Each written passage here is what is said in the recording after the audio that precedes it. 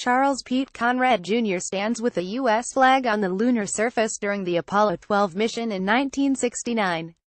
Reuters rumors that the Trump administration was more interested in the moon than Mars began circulating days after the inauguration. Leaked memos published in February revealed the president's advisors wanted NASA to send astronauts there by 2020, one part in a bigger plan to focus on activities near Earth rather than missions deeper in the solar system.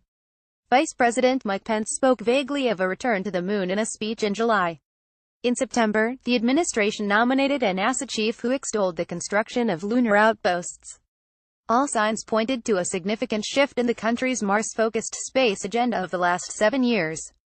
This week, the Trump administration made it official: we will return NASA astronauts to the moon, not only to leave behind footprints and flags, but to build the foundation we need to send Americans to Mars and beyond, Pence said Thursday at the inaugural meeting of the National Space Council, an advisory body his administration recently revived.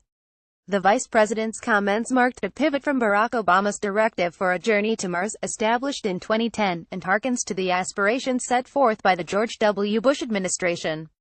The Obama administration had maintained that some kind of human activity in cislunar space, the region between the Earth and the Moon, was necessary to test technology for a mission to Mars, but the efforts would amount to a pit stop, not a destination. While Pence did not provide details on what kind of foundation Americans would build on the moon, the new direction was clear: Americans should be spending more time in their cosmic backyard before flying off into the solar system. It's a 180-degree shift from no moon to moon first, said John Logsdon, a space policy expert and former director of the Space Policy Institute at George Washington University. The announcement is obviously good news for space transportation companies and lunar researchers lamenting the country's 45-year absence from the moon. For those in the Mars camp, many of whom aim for a human mission to the planet by 2033, the news puts their ambitions on shakier ground. Most of the people who are Mars-centered worry that we'll get stuck on the moon. The administration's push for a return to the moon may be unambiguous now, but plenty of questions remain, ranging from the basic, like when and how, to the intriguing, like the role commercial spaceflight companies might play. NASA also wouldn't be starting from scratch. The space agency has spent the last decade building the Space Launch System and Orion, a rocket and spacecraft intended to carry people into deep space but also to build a cislunar way station called the Deep Space Gateway. NASA planned to use the Deep Space Gateway as a place for astronauts to prep for deep space journeys, but the new shift could see the station being used for lunar landings. Both time-tested contractors and growing commercial companies will be eager to work on potential lunar activities. Boeing is currently developing a capsule that would ferry people into low Earth orbit, and SpaceX said its proposed mega-rocket, which is mostly intended to fulfill Elon Musk's SimCity-esque ambitions for Mars, could contribute to travel to the moon. Musk, well aware of the political benefits of it, leaned heavily into lunar ambitions. It's 2017. We should have a lunar base by now, he said recently. What the hell's going on? Federal support for moon research is also good news for lunar scientists like Paul Sputis, a scientist at the Lunar and Planetary Institute in Houston, who writes frequently in support of a return. He dismissed NASA's Mars ambitions as unrealistic and a public relations stunt. I see the vice president's remarks not so much as a pivot in policy as a belated recognition of simple reality, Sputis wrote in an email. They don't have an architecture, they don't have the spacecraft, they don't have the technology, and most assuredly, they don't have the money to bludgeon any difficulties into submission. Mars proponents, naturally, disagree. We weren't anywhere close to being ready to going to Mars, Logsdon said, but to dismiss the objective as simply publicity is wrong.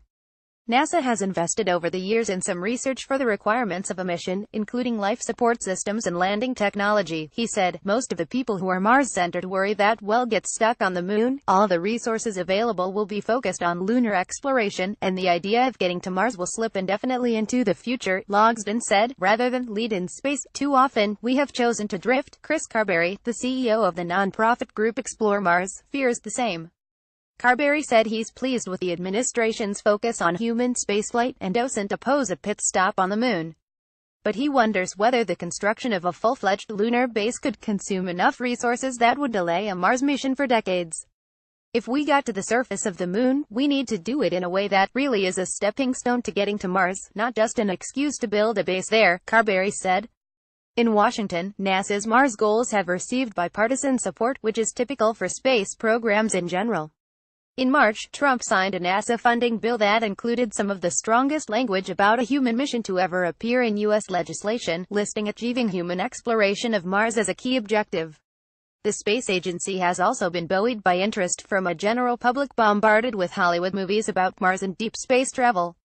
A renewed focus on the moon brings the United States into some alignment with space agencies in Europe, Russia, India, and China. The European Space Agency envisions building a moon village.